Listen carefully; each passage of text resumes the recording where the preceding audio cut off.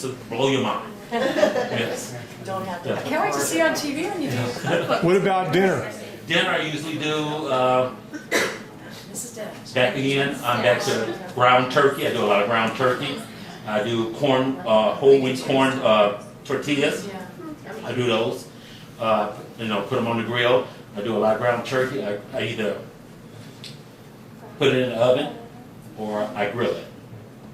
And I ground it up like that, and I just make a taco. I make sloppy joes. I can make sloppy joes out of it. And what I used whole organic tomatoes from my Trader Joe's, and I put a little Mrs. Dash seasoning in it, the extra spicy and the extra. You're not talking the sloppy Joe can. No. Well, I just wondered. No, because no, you said sloppy No, Joe. tomato, the whole tomato. Low sodium. Low sodium tomatoes in the can from Trader Joe's. You can get them. And just let them cook down, let them thicken up. You'll be amazed with how it tastes. Turkey sloppy. I do a lot of turkey stuff.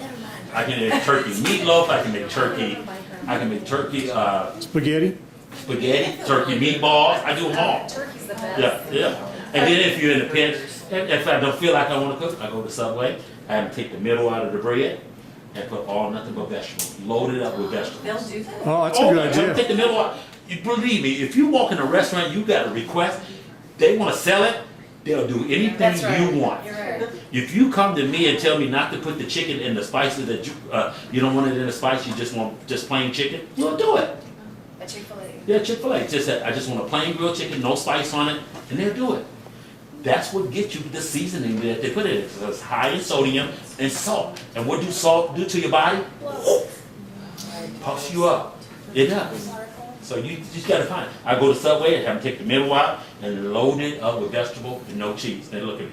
I said, probably the boringest sandwich you ever made here. Yep. And I said, the mustard on the side. Put a little hot peppers in there. And you can put hot peppers, you can put jalapeno, all the vegetables are good. But be careful with some of the peppers because they just stick them in that vinegar, and that vinegar got that sodium in it, and what they do, they load that on there. Get the fresh vegetables, so you have to be careful. I'll get you, ask them, you got a fresh jalapeno that's not in vinegar, you'll be amazed when they come out and they'll chop up a jalapeno and put it on there for you. Yeah. Tony, what about people that are they don't have the time to cook, like during the day, they like leave early in the morning, go to their job, and they've got to, eat lunch out on the road or whatever. What advice would you give to someone that's, leaves in the morning, comes home at night, and is gone all day long? They don't have access to a kitchen. Well, you always go into a restaurant, get a salad. All of them will always have lemon. Put lemon over it. Or, I carry balsamic vinaigrette in my truck. Put it over it, olive oil. You bring it in with you. Yep, I bring it in with me. I take it in. For a while, I would take my own salad dressing into certain restaurants. And you can ask them, can I bring my salad dressing in? Because I'm on this special way I'm eating. I don't call it a diet. I tell them I'm eating a special way. And they go, oh, sure, not a problem. I took it in Root Chris before. I took it in some of the named restaurants. You'd be amazed what they'll let you do. Yeah. And you just got to prepare yourself. And you can go into any restaurant and get a salad and get, hey, you got lemons. I don't want your salad dressing, or do you have a low-fat, low-sodium dressing? You got to ask your question, because they're going to sell you the fattest stuff they can, because they want you to come back. They want to tease that taste bud and keep you coming back in. And you have to find another alternative to find, because you come to my restaurant, I can guarantee I can find you something under 300 calories to eat at my restaurant. Tony, what kind of image do you have, mental image do you have of yourself?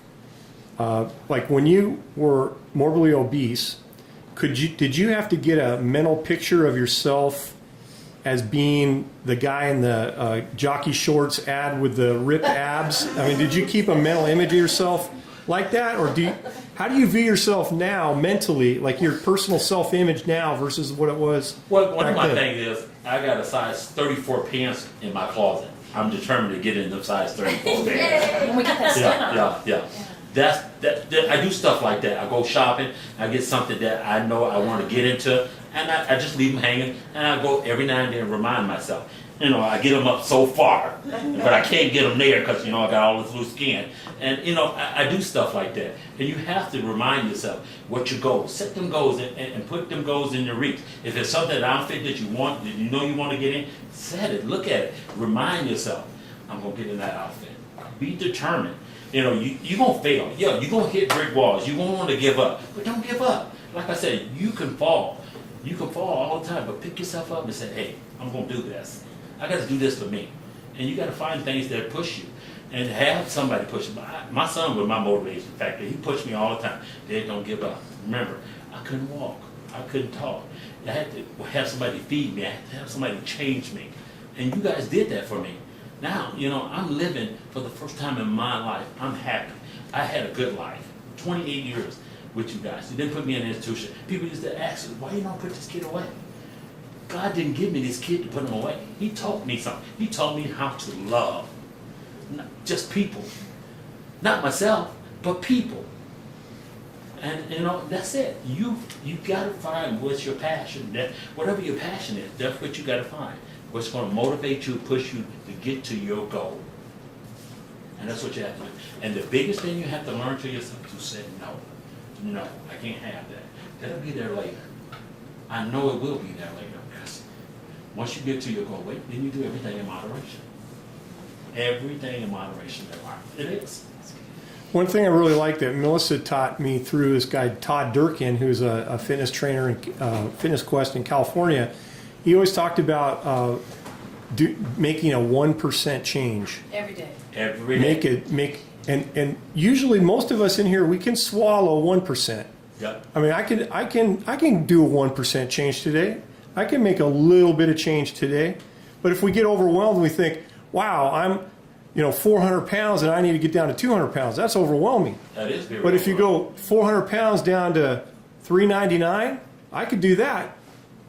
And I think those little steps help in time as we progress little by little, day by day. We start making bigger headway, but those little small steps are what make a huge difference. Would you agree? I totally agree with you.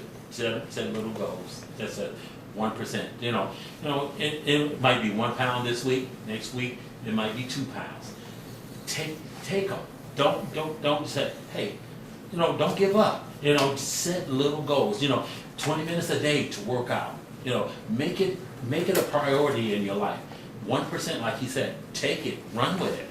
Those little victories you'll see milestones with those little victories. You'll see it's a light at the end of the tunnel. When I started this journal, I said, wow, it's going to be a long year. A long year. And when I started seeing the milestones coming, 1%, 2%, 1%, it was back and forth. And I just took them. I ran with them. And just like one of the guys said, I remember I was standing in line as LAPD came out. He said, I love your show. He said, every one of them women made me mad. Every time you guys didn't hit your weight goal, you smile, I'll get it next time. He said, every time the women got on it, they made an excuse about their weight.